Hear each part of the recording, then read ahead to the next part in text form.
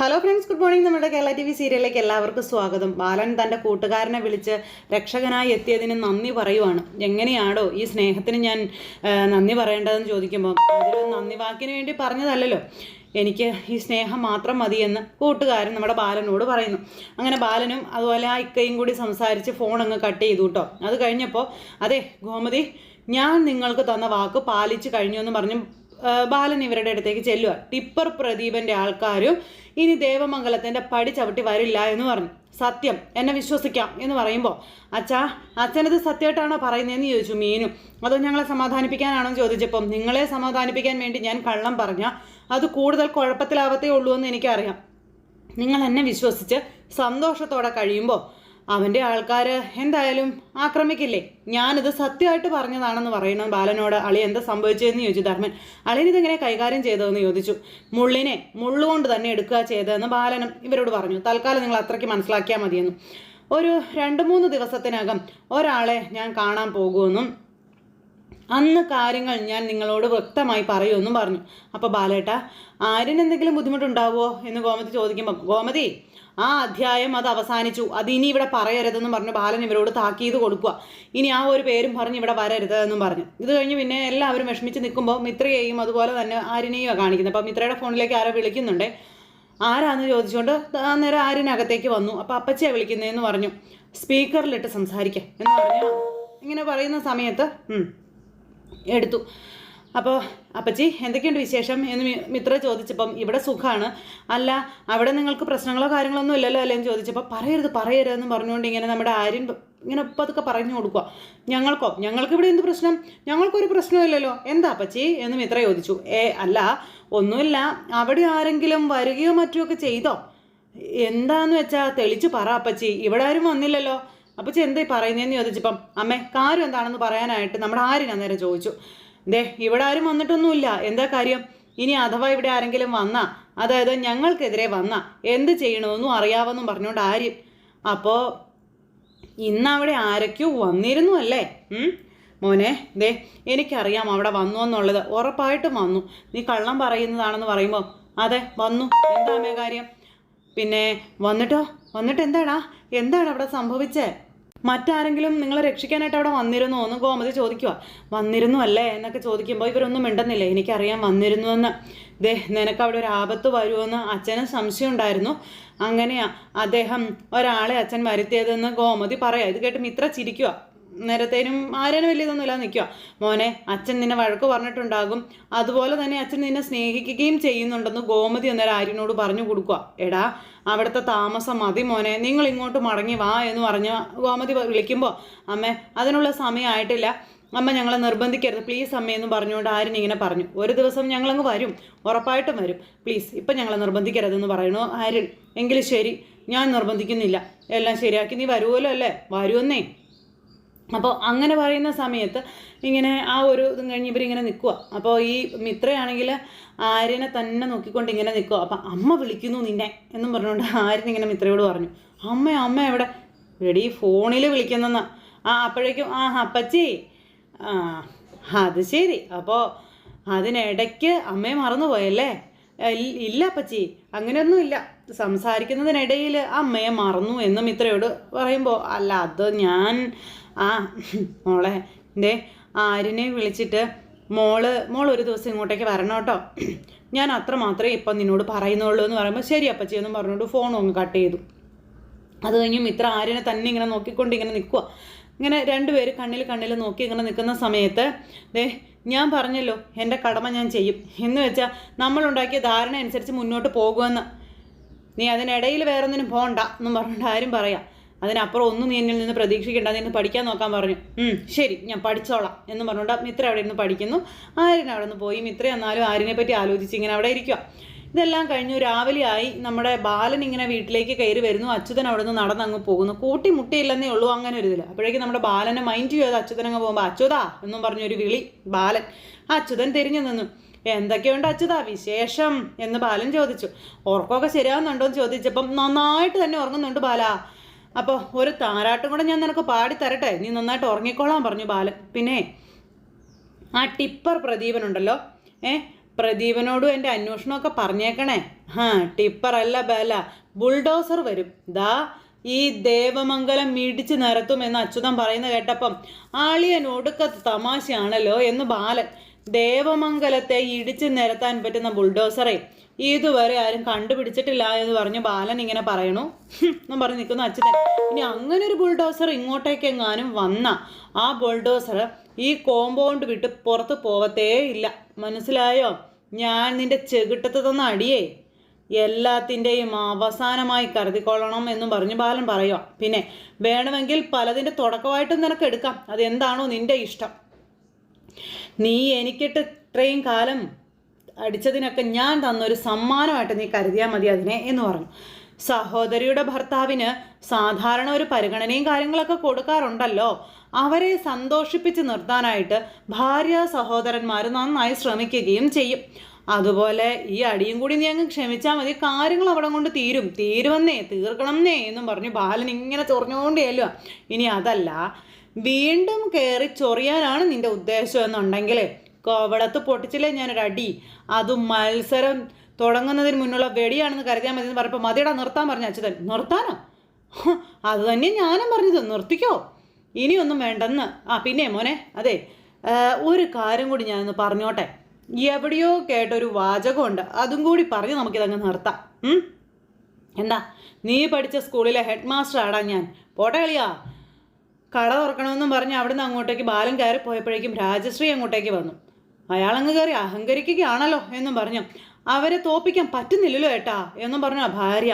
മുൻപ് അവർക്ക് നമ്മളെയായിരുന്നു പേടി, ഇപ്പൊ കാര്യങ്ങളൊക്കെ തിരിച്ചായല്ലോ ഏട്ടാ. അപ്പം അത് കേട്ടപ്പോൾ രാജശ്രീ, നീ ടെൻഷൻ അടിക്കണ്ട, അണയാൻ പോകുന്ന ആളി കത്തും.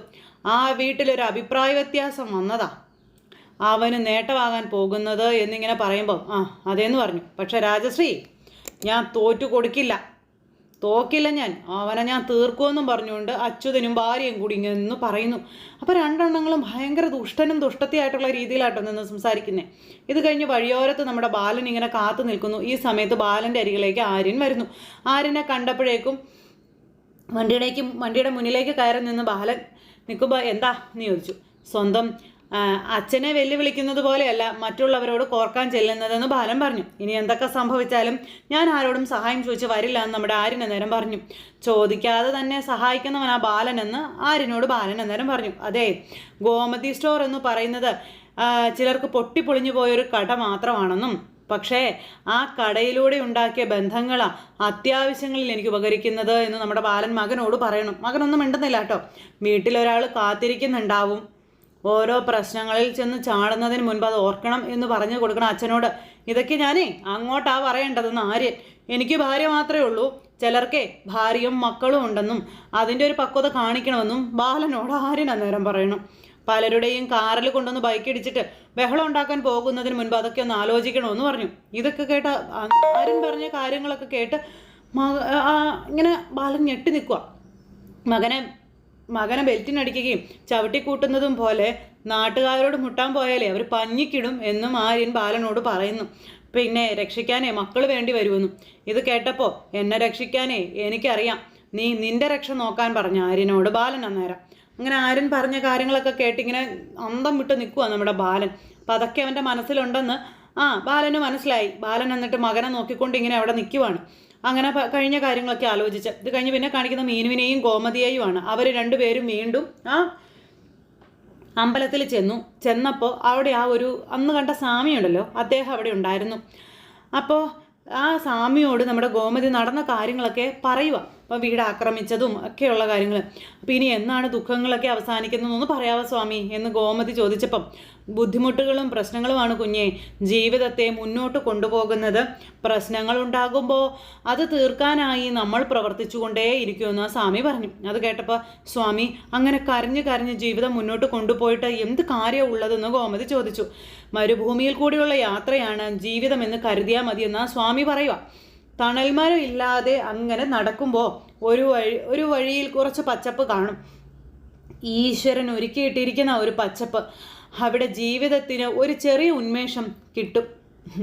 വീണ്ടും യാത്ര തുടരും, വീണ്ടും യാത്ര, വീണ്ടും ഒരു പച്ച.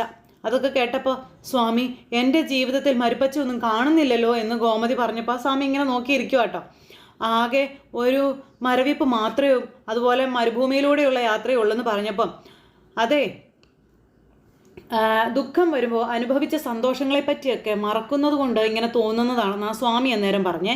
അതൊക്കെ കേട്ട് ഗോമതി ഇങ്ങനെ സങ്കടപ്പെട്ട് നിൽക്കുന്നു. ദാ ഇത് മരുമകളാണ് എന്ന് എന്നോട് പറഞ്ഞില്ലേ, മരുമകളും കൂടി സന്തോഷിക്കണ്ടേന്ന് ചോദിച്ചപ്പം അതെ മീനാക്ഷി കൂടെയുള്ളപ്പോൾ എനിക്ക് വലിയ ധൈര്യമാണെന്ന് നമ്മുടെ ഗോമതി പറയാം. ഇതൊക്കെ തന്നെയാ സന്തോഷങ്ങൾ എന്ന് പറയുന്നത്. അപ്പം സ്വാമി എൻ്റെ മകൻ ആര്യൻ തിരികെ വരുമോ അതൊന്ന് പറയാവോ എന്ന് ചോദിച്ചപ്പം മകൻ വീട്ടിൽ നിന്ന് പോകാൻ ഏതെങ്കിലും രീതിയിൽ നിങ്ങളൊരു കാരണമായിട്ടുണ്ടോ എന്ന് ഗോമതി ചോദിച്ചപ്പം ഒരിക്കലും ഇല്ല സ്വാമി, ഇല്ല, അവൻ പോകാതിരിക്കാൻ വേണ്ടി മാത്രമേ ഞാൻ ശ്രമിച്ചിട്ടുള്ളൂ എന്ന് ഗോമതി പറഞ്ഞപ്പം പക്ഷേ തുടക്കം നിങ്ങളാണല്ലോ എന്ന് നമ്മുടെ സ്വാമി ചോദിച്ചു. അല്ല നിങ്ങളൊന്ന് ആലോചിച്ച് നോക്കിക്കേ എന്ന് പറഞ്ഞു. അപ്പോൾ ഗോമതി നിന്ന് ആലോചിക്കുക. ആ സ്വാമി വീണ്ടും പല ഞെട്ടിക്കുന്ന സത്യങ്ങളും വെളിപ്പെടുത്തിക്കൊണ്ടിരിക്കുകയാണ്. അങ്ങനെ ആ കല്യാണത്തിനെ പറ്റിയൊക്കെ സ്വാമി പറയുക. ഇതെല്ലാം നമ്മുടെ ഗോമതി നിന്ന് ആലോചിക്കുവാണ്, കല്യാണം നടന്ന കാര്യങ്ങളൊക്കെ. സ്വാമി ആര്യൻ്റെ വിവാഹം നടത്തിയത് ഞാനാണെന്ന് ഗോമതി അന്നേരം സ്വാമിയോട് പറഞ്ഞു. അത് വീട്ടിൽ അറിഞ്ഞിട്ടുമില്ല, അതാണ് സ്വാമി ഉദ്ദേശിച്ചത്. അതൊക്കെ സ്വയം ആലോചിച്ച് നോക്കിയാൽ മതി എന്ന് സ്വാമി അന്നേരം ഗോമതിയോട് പറഞ്ഞു. ആ കാരണം കൊണ്ടാണോ ഒക്കെ സംഭവിച്ചത്? ആണ് സ്വാമി. എങ്ങനെ ഞാൻ പ്രായശ്ചിത്തം ചെയ്യണം സ്വാമി എന്നിങ്ങനെ ചോദിക്കുമ്പോൾ എല്ലാത്തിനും ഉത്തരം തരാൻ ആർക്കും ആവില്ല എന്ന് സ്വാമി അന്നേരം പറഞ്ഞു. എന്തായാലും അന്ന് ചെയ്ത കാര്യം അത് തെറ്റല്ല എന്ന് ഗോമതിയോട് നമ്മുടെ സ്വാമി പറയുക. അതെല്ലാവർക്കും ബോധ്യപ്പെടുന്ന ഒരു ദിവസം വരിക തന്നെ ചെയ്യുമെന്ന് പറഞ്ഞു. അപ്പോൾ സത്യമാണോ സ്വാമി, സത്യമാണോ ചോദിച്ചപ്പോൾ കാത്തിരുന്ന് കണ്ടോളാൻ സ്വാമി ഗോമതിയോട് പറയുക. ഏതായാലും ഭർത്താവുമൊത്ത് ഒരമ്പലത്തിലൊക്കെ ഒന്ന് പോവുക. ഈ അമ്പലത്തിലോ അല്ലെങ്കിൽ മറ്റേതെങ്കിലും ഒരു അമ്പലത്തിലോ എവിടെയാണെങ്കിലും മതി, എവിടെയെങ്കിലും ഒന്ന് പോകണമെന്ന് ആ സ്വാമി പറഞ്ഞു. ചിലപ്പോൾ ദുഃഖങ്ങൾ മാറുന്നതിൻ്റെ തുടക്കം അവിടെ നിന്നായിരിക്കും എന്നും ആ സ്വാമി നമ്മുടെ ഗോമതിയോട് പറഞ്ഞു. പിന്നെ ഒരു കാര്യം കൂടി എനിക്ക് പറയാനുണ്ട് എന്ന് സ്വാമി പറയുന്നു.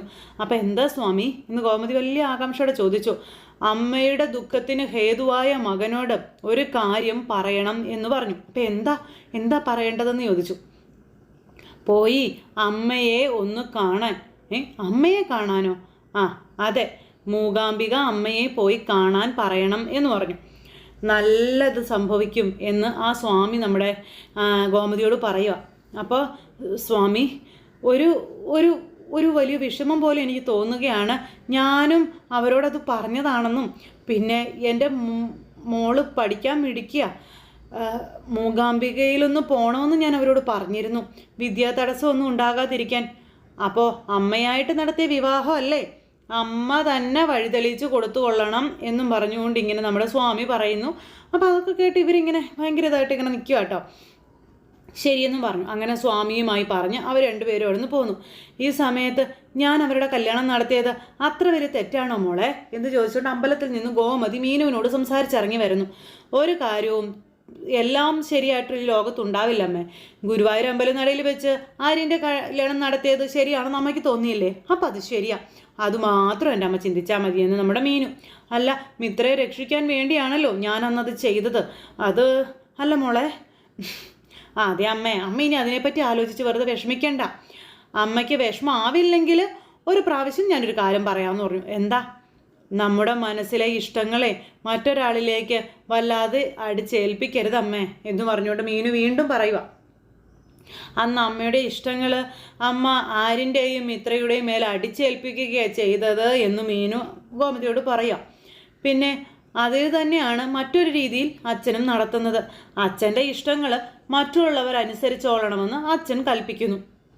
അതെല്ലാവർക്കും ഉൾക്കൊള്ളാൻ പറ്റുമോ അമ്മ എന്ന് മീനു ഇങ്ങനെ ചോദിക്കുക.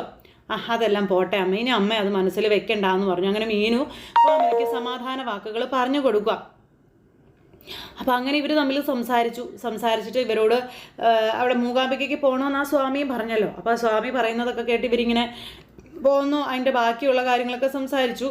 ഇതൊക്കെ ഇങ്ങനെ ഇവർ തമ്മിൽ പറഞ്ഞുകൊണ്ടിരിക്കുക. ഈ സമയത്ത് പിന്നെ കാണിക്കുന്നത് അലോഹിനി ഇങ്ങനെ ഓഫീസിലിരിക്കുന്നു. അച്ഛാ, വെല്ലിച്ചനെ വിളിച്ചൊന്ന് സംസാരിച്ചിട്ട് കൊല്ലത്തേക്ക് അയച്ച ആ ഒരു മീറ്റർ ലോഡിൻ്റെ കറക്റ്റ് ഇതൊക്കെ എടുക്കണമെന്നൊക്കെ പറഞ്ഞ് ഫോണിൽ ഇങ്ങനെ സംസാരിച്ചുകൊണ്ടിരിക്കുമ്പോൾ അലോഹിനെ കാണാനായിട്ട് ഈ മിഥുൻ വരുന്നത്. ഞാൻ അലോഹിനെ കാണാൻ വേണ്ടി വന്നതാണെന്ന് പറഞ്ഞു. ആണോ? ആ ശരി, ഇരിക്കോ. അപ്പം നമ്മൾ തമ്മിൽ മുൻപൊരിക്കൽ കണ്ടിട്ടുണ്ട്, ചിലപ്പോൾ അലോഹ് മറന്നുപോയതായിരിക്കും എന്നിങ്ങനെ മിഥുൻ പറഞ്ഞപ്പോൾ അലോഹ് ഇരുന്ന് ഇങ്ങനെ ആലോചിക്കുക, എപ്പോഴെവിടെ എങ്ങനെ വെച്ചാന്നൊക്കെ. എവിടെയോ ഞാൻ കണ്ടിട്ടുണ്ടെന്നുള്ള കാര്യം ശരിയാ. അപ്പോൾ എവിടെയോ വെച്ചിട്ടല്ല, വീട്ടുനടയിൽ വെച്ച് തന്നെയാണ് കണ്ടത്. നമ്മൾ തമ്മിൽ അന്ന് ഉടക്കി എന്ന് മിഥുൻ പറഞ്ഞു. അപ്പോൾ ഓ ഹോ ഹോ ഹോ ഹോ ഇപ്പം ഞാൻ ഓർക്കുന്നുണ്ട്. ഇപ്പം എന്താ വരാൻ കാരണം? സത്യത്തിൽ അന്ന് ഞാൻ ആര്യനെ കാണാനായിട്ടാണ് വന്നത്. അവനെൻ്റെ നമ്പർ 1 ശത്രുവാണെന്നും എൻ്റെ ഒരു പെങ്ങളുമായി അവനൊരു ചുറ്റിക്കളി അത് ചോദിക്കാനാണ് ഞാൻ വന്നത്.